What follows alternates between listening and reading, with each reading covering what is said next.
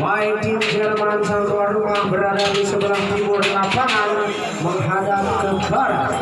Itulah kiranya informasi dari Mbah Dukunya. Sedangkan sedang Loyok di sebelah selatan menghadap utara. Itulah informasi dari sesatangnya bahasa sasa. Itulah informasi.